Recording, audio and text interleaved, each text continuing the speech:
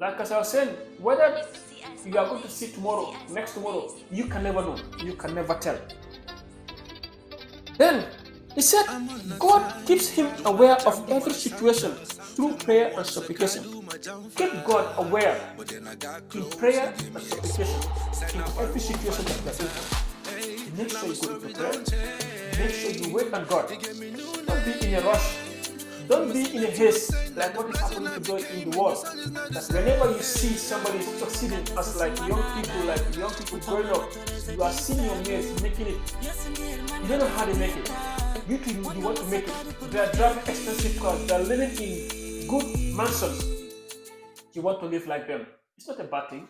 It's a good thing, of course. It's not a bad thing to be rich. God actually wants you to be prospered. God wants you to be wealthy. He wants you to be extremely rich. But then, wait on Him. Those people that are looking after, that are making, that you think that they are enjoying everything, it's not all of them. Like, it's not everything that shines is gold. Like they always say, it's not everything that glitters is gold. It may be shining outside, but deep down inside their homes, inside in their closet, tears are there. God doesn't want you to go through that. He doesn't want you to experience those kind of things. So if you want or you are in need of something from God, pray. Fast. Wait on Him.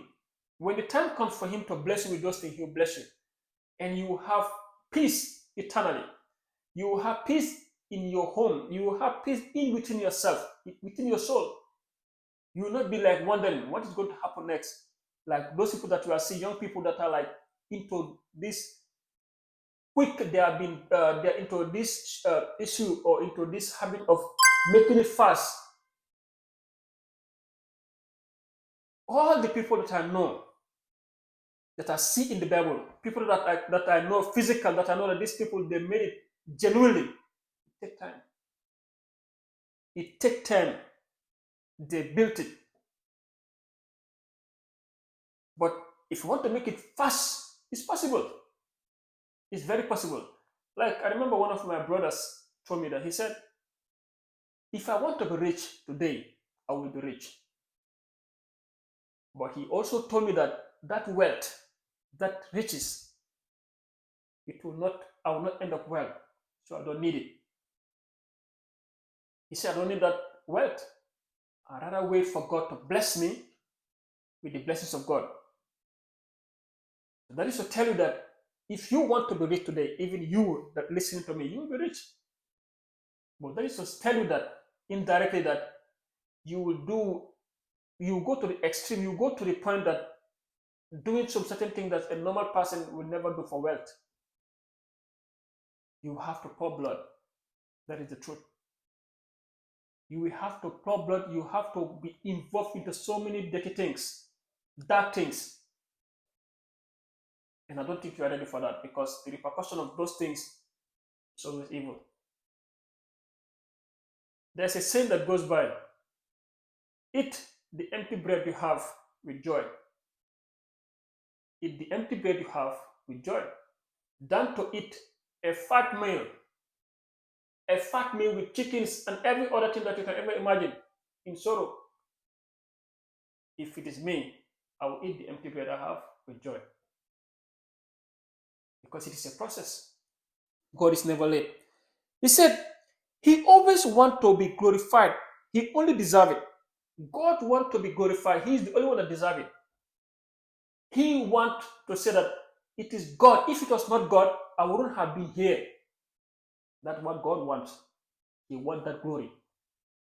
And it is only Him that deserves it. He doesn't want to say that, like some people will say, with God or without God, I'm going to make it. That is a false statement. It's not right. Meaning that they are ready to do whatever to get the money.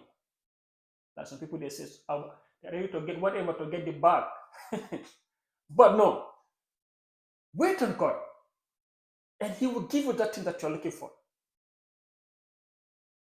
If you don't want to give God His glory, trust me, you will do some bad things. And actually, the devil, Satan, is waiting for that. He's actually waiting for you. Except whenever you are ready, Satan is ever ready. But with God, He will make sure for you to see that it is God that made this thing happen. That's why He will take foolish things and make them great things. All the great people that you see in the Bible, look at where they are coming from. People like David, from shepherd, from being a shepherd to the king. He was a shepherd. We all know how shepherds usually look like. There's no hope if you look at them. But God went that far to choose a shepherd and make him a king that so many people love so much today, including me myself. It doesn't stop from there. Even that Abraham that we're talking about, that great Abraham, where is he coming from? From a house of idol worshippers. He make him a great man. Fathers of nation, a father of nations. Jacob, who was he? He was nobody. In fact, he was working for his uncle. He was a thief. But at the latter part of Jacob, he was a great king. What about Joseph? From the prison to royalty, second in command in the land of Egypt. All these people, they didn't rush it. They waited. And you see the glory of God at the end of these people's life. Live peacefully at the end. But you cannot live in the beginning, you are living large. And at the end, you are worried. You don't know what is going to happen. Be slow of it. Wait on God. Give Him His glory. And you deserve that blessing. It says, God's thought for us is far incomparable to our thought. God's thought is far incomparable to our thought. Like the way how God sees things, the way how the way how He think, the way how He sees things, the way how He go about in doing His thing. You cannot compare God with man. In fact, it's an insult. Me, I will say that it's an insult for you to be able to say that. Let me think for God. Abraham made a big mistake in that area. That's why the mistake is haunting us up to today. Because he listened to the woman. The same thing happened to Adam and Eve. They think that I can help God, I can think for God. At the end of the day, it's a problem. Both these two people, they are great people, but they also put us in situations that we are fighting every day. We are fighting every day. So the way God sees things, the way how He thinks, you cannot think. And sometimes, whenever you are trying to follow the footsteps of God, I'm telling you based on experience now, when you are trying to follow the footsteps of God, people always used to see you like you are foolish. You are wasting time. Or the way how you are going about your thing, I don't think this is right.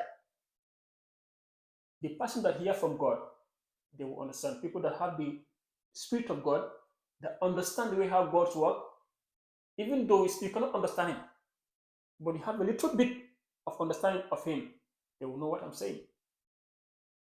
Sometimes if God asks you to do something, normal people, they say, I don't think this is going to work. This is risky, or this is it. But He's the one that talked to you, He's the one that spoke to you, He's the one that asked you to wait. He will eventually come. And whenever He comes, people say, it is God. This is glorious. This is this. This is that. They don't know that you waited on God. But if you rush God, you will spoil everything. That is when now you take things on your hand. You take things upon your head. And that thing will like put trouble in your life. Because the world itself, you cannot carry as a human being. It's not possible. If you see the people of the world today, leaders of the world today, going to these evil, big idols to sacrifice, kill people because they want to maintain that power. Because man, a human being, normal human being, you cannot carry it. That weight you cannot carry it.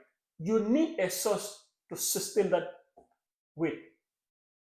And that weight, I will tell you that it is only God that can give you, that can sustain that thing, that weight from you. He can take that burden from you. And after all, there will be nothing like repercussion. But if the devil help you, he's not going to help you alone. He's going to ask you something in return. Like one of my daddy posted a a video, it was yesterday, that someone was to take the egg of a cock. The cock was fighting back to get its egg back, but then he bring like some grains and give it to the cock. The cock ate. After all, the man take the egg. The hen didn't do anything. Why? Because the man bribed the cock with grains and took something precious from the hen. That is how the devil works. Thank you.